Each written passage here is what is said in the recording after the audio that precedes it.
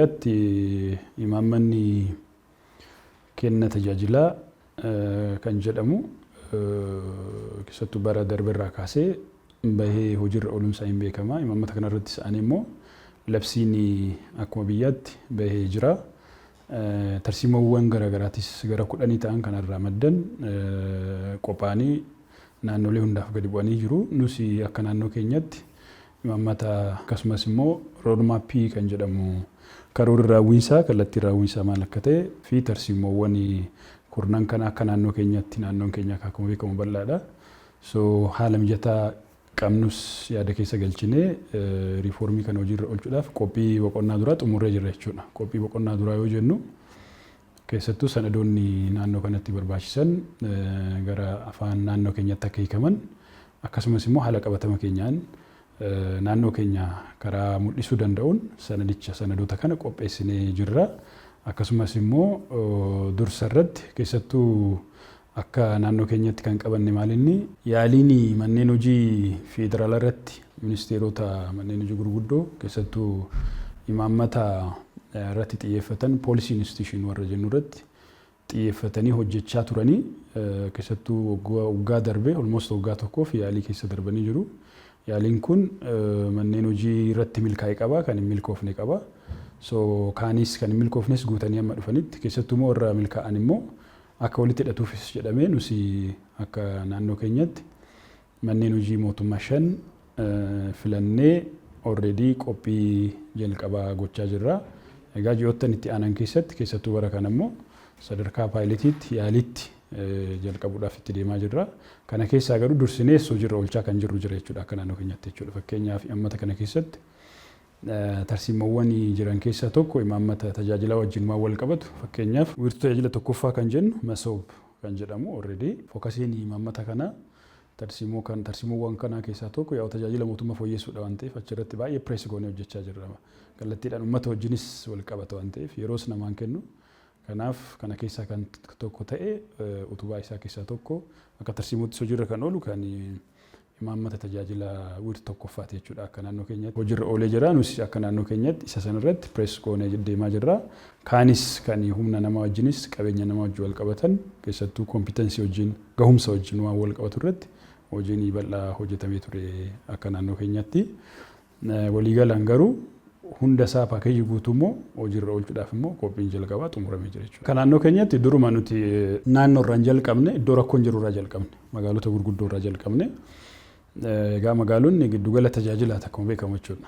Kanaaf riifoormiin kunis yoo hojiirra oolee bu'aa fide keessattuu sadarkaa uummataatti sadarkaa hawaasni keenya tajaajila itti argatutti waan ta'eef dursinees magaalota irraa jalqabne magaalota gurguddoo kan akka Shaggar, Adaamaa, Bishooftuu, Shashamannee darbees immoo Jimmaa magaalaa Jimmaa muummee keessa magaalaa Jimmaa magaalonni keenya sadarkaa adda addaa qabu.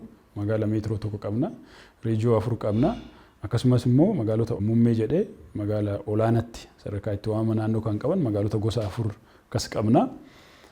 So marsaa duraa irratti weevii tokkoffaa yookaan sochii jalqabaa jennee kan fudhanne magaalota 5 jechuudha. Magaalota 5tu galee isaanis ji'oota 3 darban keessatti raawwii keessa turanii bu'aan argames guddaadha jechuudha. Bu'aan argames guddaadha.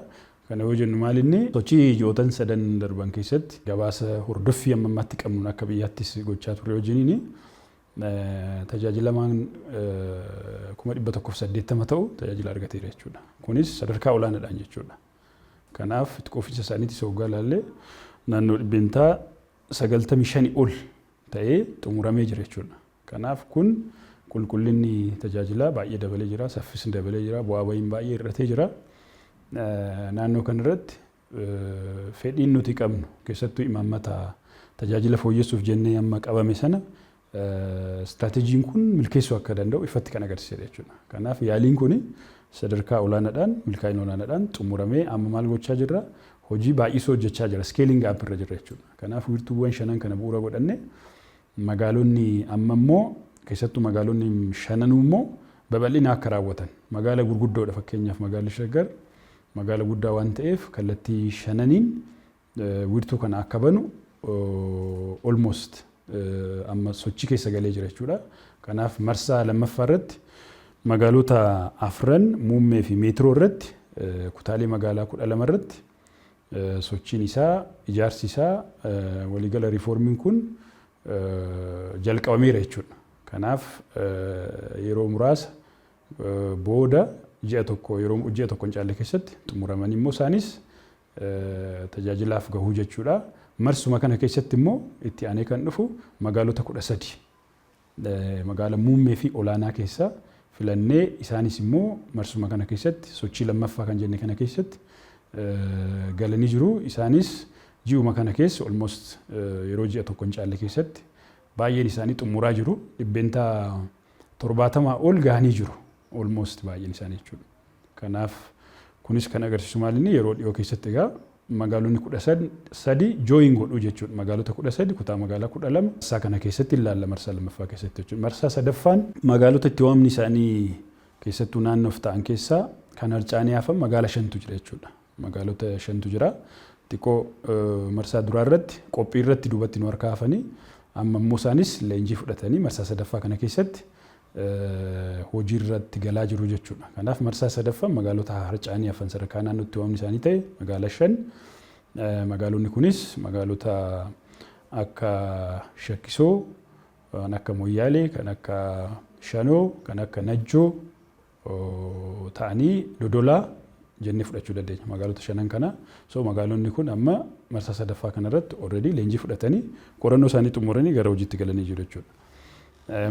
Marsaadhuma kana keessatti itti aanee immoo kan deemaa jiru godina irratti godinaalee 5 already filatamanii gara paayiletiitti galanii jiru jechuudha. Isaanis skeeling aappii kana keessa galanii jiru. Marsaa sadaffaa irratti magaala 5 fi godina 5 kana laallee jira jechuudha. Godinaalee Arsii 2, godina Jimmaa akkasumas Harargee Bahaa fi akkasumas immoo Shawaan Bahaa kana keessa jira. Godinni marsaatti aanu immoo marsaa afuraffaa irratti ammoo magaalota itti waamni isaanii sadarkaa godinaa ta'an immoo qabna jechuudha.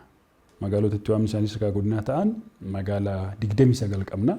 Marsaan afuraffaan isaan kanaan bara kana xumurraa jechuudha. Walumaa galatti maal jechuu feena sochiin jirra oolmaa riiformii keessaa tokko imaammata tajaajilaa kana toora qabsiisuudhaaf utubaan tokko tajaajila fooyyessuu waan ta'eef kanaaf akka tarsiimutti kan fudhatame immoo hojii wiirtuu tokkoffaa kana bal'isuu waan ta'eef masoobii kana bal'isuu waan ta'eef skeelii aappii gochuu waan ta'eef keessattuu bara kana magaalota kantiibaan bulan hunduma isaanii adrees goonaa jechuudha. Magaalota kantiibaan bulan 52 qabna walumaa galatti jechuudha. Sadarkaa naannootti 23 qabna itti waamni isaanii kan ta'e akkasumas immoo sadarkaa godinaaf kan itti waamamu magaalaa gurguddoo qabna. Isaan immoo magaalota 29 waliigalaan 52 qabna jechuudha. Magaalonni 52 kun bara kana keessa sochii skeeling aappii kana yookaan immoo hojii babal'isuu kana masoobii yookaan immoo wiirtuu tajaajila tokkoffaa uummata keenya biraan gahuudhaaf tajaajila hawaasa keenyaa amma jalqabame magaalota 5 irratti jalqabame kana karaa guutuu ta'een hojiirra oolchuudhaaf sochii guddaa keessa gallee jirra. Akkasumas immoo sadarkaa godinaattis guutumatti hojiirra oolchina jennee qabanneerra jechuudha. Kanaaf targeetiin keenya yookaan karoorri manni nuti qabanne isa kan fakkaata bara kana. Kanas immoo almost walakkaa isaa deemnee jirra. Kan itti aanaanis immoo yeroo gabaabaa keessatti hin xumuramu jechuudha. Riiformii kana yoo yaadnu dhimmoota gurguddoo 4-5 yaa'u baay'ee murteessaadha jechuudha. Maalummaa isaatis asumaan ibsuudhaaf tokko iddoo qopheessuudha jechuudha.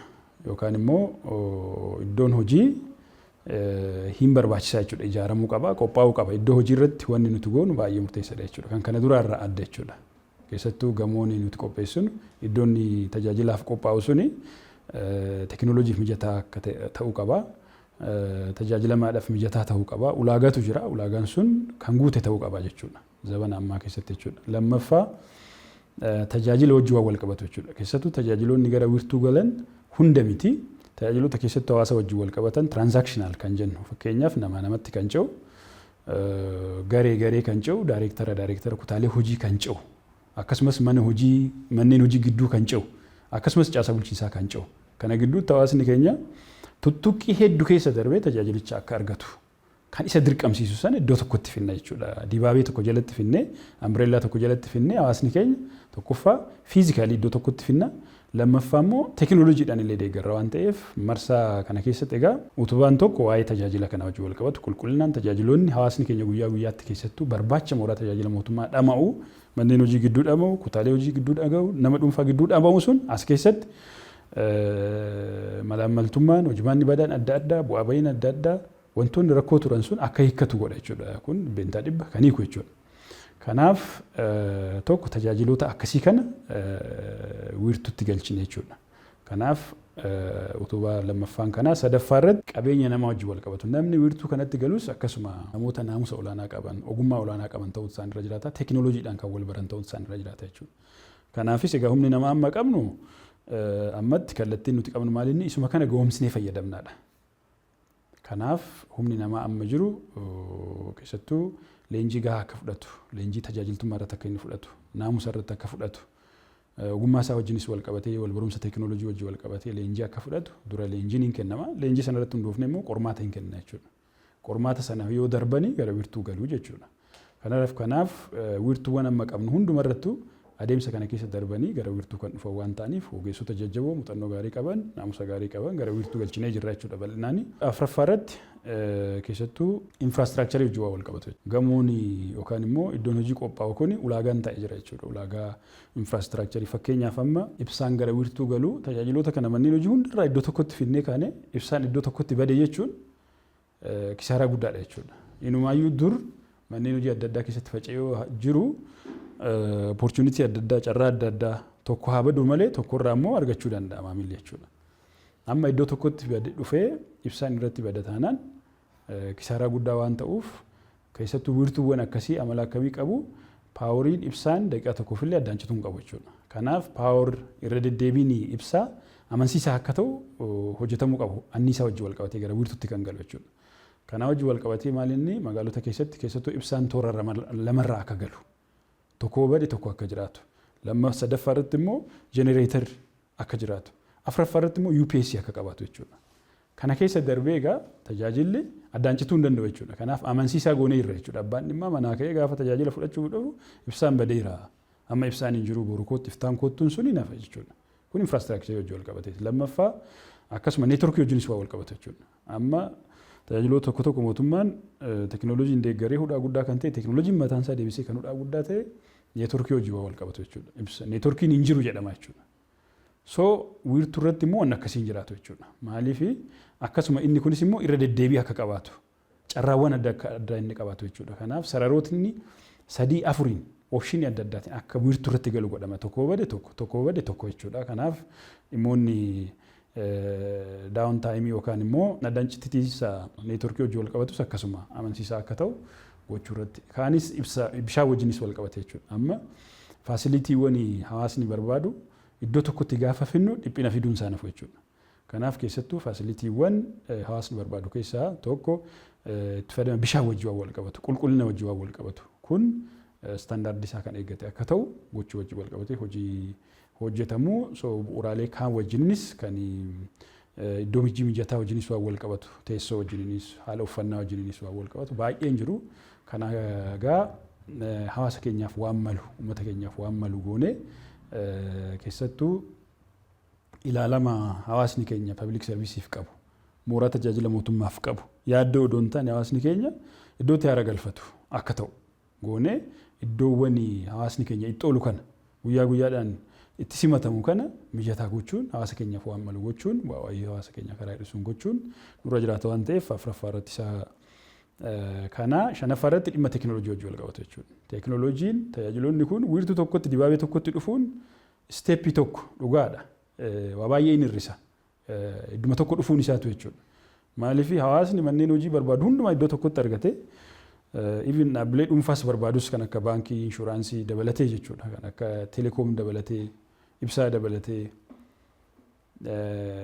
deddeebiin manneen hojii gidduutti taasifamu sun gara tokkotti hoggaa dhufu haara galfiin jiru salphaa miti. Rakkoo dura ture sana almost dachaa hedduun hin hir'isa. Almost karaa ajaa'ibsiisaa ta'een hin hir'isa. Kun qofti gaafa miti jechuudha. Kanaaf wiirtuu tokkotti fiduu qofa odoo hin taane immoo teekinooloojiin deeggaruun immoo waan biraadha waan ta'eef isa kanarrattis immoo xiyyeeffatamee hojjetamaa jira akka naannoo keenyaatti. Kanaaf keessattuu tajaajiloonni wiirtuu galan teekinooloojiiwwan akka biyyaatti misooman jiru. Naannoo 9 kan ta'an tokko isaan guutumatti hojiirra oolchina. Akka naannoo keenyattis immoo teekinooloojiiwwan misooman jiru. Misoomaas kan jiran jiru jechuudha. Fakkeenyaaf tajaajiloota naannoo 62 akkas ta'an amma yeroo ammaa kana misoomaa jiru. Dhaabbata abbaa taayitaa saayinsii fi teekinooloojii fi dhaabbata OTEC kan jedhamu sadarkaa naannootti tajaajiloonni kun misoomni isaanii hojjetamaa jira. Giddu galeessaan hojjechaa jirra. Teekinooloojiin yaa'u magaalaan iddoo iddootti ciccitee hojjetamuu odoo hin taane waaltawaa karaa ta'een ce'umsa karaa agarsiisuun karaa wal dubbisuun hojjetamuu waan qabu sadarkaa naannootti hojjechaa jirra. Kana duras kan misooman jiru kana hunda walitti finnee yeroo ammaa kana egaa magaalonni keenya amma sochii jalqaban yaaliin teekinooloojii fayyadamuun jiru baay'ee guddaadha jechuudha. Kanaaf wiirtuun kun tokkoffaa mootummaan akka teekinooloojii wajjin wal baru mootummaa ammayyaa ga'umsa kan qabu taasisuu keessatti gahee guddaa qaba waan ta'eef elementoota shanan kanarratti baay'ee xiyyeeffannee hojjechaa jirra. Wiirtuus hoggaa jennu waa'ee masoobii yookaan immoo wiirtuu tajaajila tokkoffaa yoo jennu kan jechaa jirru yaa'u waan amma kaasee kanarratti xiyyeeffannee kun yoo mijate istaandaardii kana yoo guute jennee kan fudhannu waan ta'eef akkaataa kanaan hojjetama.